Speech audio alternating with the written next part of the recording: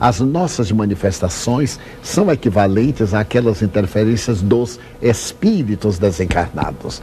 Seria, portanto, necessário uma análise cuidadosa do comportamento do paciente antes do surto ou durante a crise, para avaliarmos se isso procede dos seus conflitos, do seu inconsciente, ou se procede de influências exteriores. É normal nas alucinações ser mais fácil, porque normalmente o obsidiado passa a ser um outro indivíduo, e ele sempre se refere àquele a quem vê, àquele a quem escuta, e que seria o autor.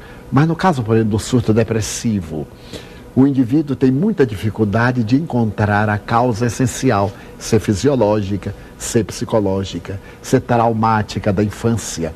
Mas mesmo aí, os espíritos são unânimes que se este transtorno não foi desencadeado por uma obsessão, atraiu posteriormente obsessores que lhe pioram o quadro. Qual seria a melhor terapêutica? A terapêutica convencional, acadêmica e também a terapêutica espírita.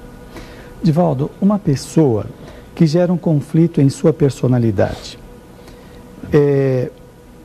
esse conflito vai aparecer numa existência posterior como uma prova ou um reflexo da própria personalidade. Ou seja, o que ele está fazendo hoje e está gerando perturbação pode gerar um sentimento de inferioridade, angústias diante de relacionamentos. Isto vai ficar registrado no indivíduo. Na próxima existência, isto aparece como um reflexo daquelas atitudes anteriores, das suas construções, ou ela se apresenta como uma prova? Esta prova é exatamente o reflexo conflitivo, porque o inconsciente registra, e quando nós reencarnamos, ressuma em forma de conflito ou em forma de conquista aquilo que nós realizamos na encarnação anterior. Vejamos o narcisismo. É muito comum o indivíduo sobreestimar-se, porque a existência passada ele foi muito prepotente. Ele conseguiu ter essa atitude de mascarar-se, de vestir-se de algo que não era portador. Então ele gerou aquele condicionamento de uma falsa superioridade e reencarna apresentando desde pequeno essa intolerância para com os outros.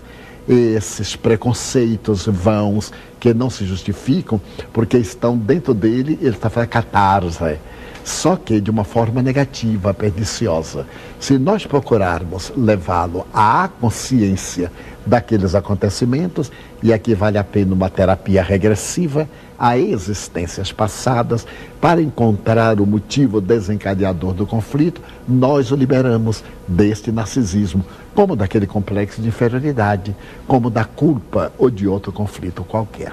Essa imersão do inconsciente é a manifestação anímica dos fenômenos anímicos? Exatamente. Daí as excelências das experiências mediúnicas. Normalmente os espíritas temos muito cuidado com o animismo. Isso. Mas Alexandre Aksakoff diz que animismo também é espiritismo. No animismo, nós estamos dando as comunicações que nos estão perturbando no inconsciente profundo. É terapêutico.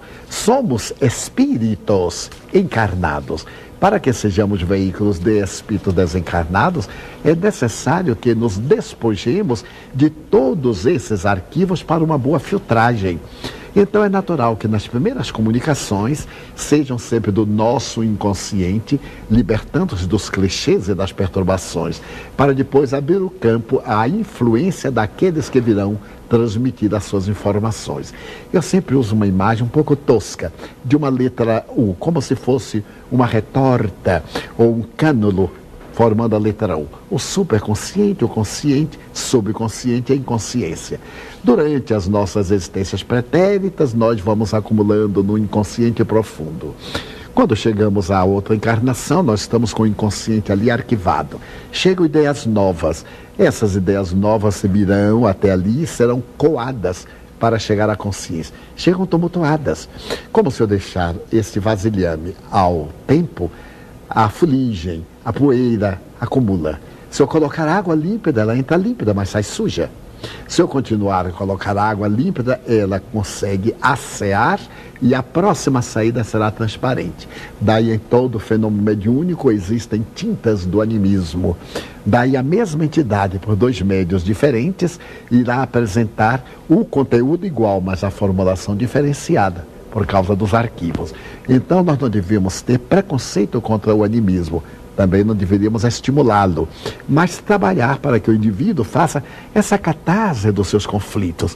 E na sessão mediúnica, um bom observador, psicoterapeuta de desencarnados, ele vai notar aquelas fixações, as palavras repetitivas, os vícios de linguagem, são do médium, são do seu inconsciente, até ele se libertar disso e vir ideias novas, que são dos espíritos comunicantes. Nós podemos considerar que essa imersão do inconsciente vai gerar uma dupla personalidade também? Normalmente. Quando Pierre Janet estudou as chamadas personalidades múltiplas, explicou-me Manuel Filomeno de Miranda, ele invariavelmente detectou esses grandes conflitos anímicos do indivíduo, as lembranças de outras reencarnações, que então ressomavam e confundiam o indivíduo. Então ele generalizou que a mediunidade seriam personalidades anômalas guardadas no inconsciente, porque nunca teve a coragem de estudar os fenômenos, por exemplo, de materialização realizados por Richer, Crookes e outros, nem também os fenômenos de glossolalia, os fenômenos de poltergeist, os fenômenos das outras expressões, tanto intelectivas como de natureza física. Mas era uma das suas explicações, para dar ao fenômeno uma patologia, que durante muito tempo prevaleceu nos arraiais acadêmicos contra a mediunidade. E no caso da obsessão, também poderá se apresentar como uma dupla personalidade? Ora, a personalidade do próprio indivíduo se manifestando, outras vezes o obsessor tomando conta do indivíduo, das ideias, no caso de seria uma subjugação? Subjugação. Nessa fase, o indivíduo perde totalmente o controle da razão. Mas muitas vezes é como alguém que se recupera momentaneamente, fica lúcido. Mas logo depois a pressão do espírito dominante faz que ele desapareça num tipo de delírio e aí vem a outra personalidade, o que leva muitas vezes o terapeuta, o psiquiatra, invariavelmente, a aplicar as altas doses de barbitúricos para poder naturalmente modificar as paisagens mentais. São válidas, mas elas devem ser dosadas de tal forma que não afetem a harmonia cerebral, como aconteceu na época da eletrochoque terapia, em que eles abalavam o sistema nervoso central, produziam muitas vezes um resultado positivo e um distúrbio de natureza elétrica do sistema nervoso. Muito bem, Divaldo, nós vamos agora para o intervalo e já voltamos já. Estamos de volta, hoje conversando com Divaldo Pereira Franco sobre o tema obsessão espiritual e transtornos psicológicos. Divaldo, nós percebemos que a obsessão pode alterar também o comportamento do indivíduo. No livro Nas Fronteiras da Loucura, Manuel Filomeno de Miranda diz: à medida em que o campo mental da vítima cede área, esta assimila não apenas a indução telepática, mas também as atitudes e formas de ser do seu hóspede. Então, isto gera uma alteração no comportamento que o indivíduo nem sempre consegue perceber. Inclusive, poderia gerar doenças aparentes pela assimilação do campo mental do desencarnado? Não apenas as doenças aparentes. Em face da influência intensificada, essa energia deletéria termina por perturbar a memória das células e destruir a imunidade do organismo, a imunologia. Perdendo a força imunológica, as enfermidades podem ser perfeitamente captadas, assimiladas. De outras vezes, pela maneira de incidir em determinados órgãos, isso produz um distúrbio e afeta, abrindo campo para a instalação de doenças físicas, algumas delas neoplasias malignas. Da mesma forma que a nossa mente pode ser portadora de manifestações saudáveis para o organismo, como de somatizações perturbadoras que se transformam em enfermidades físicas, a influência mediúnica pode criar não só doenças fantasmas, como doenças reais. Eu conheço vários casos, e Chico Xavier contou-me um fato impressionante, de uma familiar que havia feito um aborto.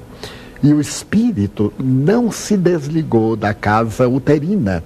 Foi expulso praticamente o feto, já estava com 5 meses, e ele ali ficou, produzindo mais tarde um câncer do colo uterino.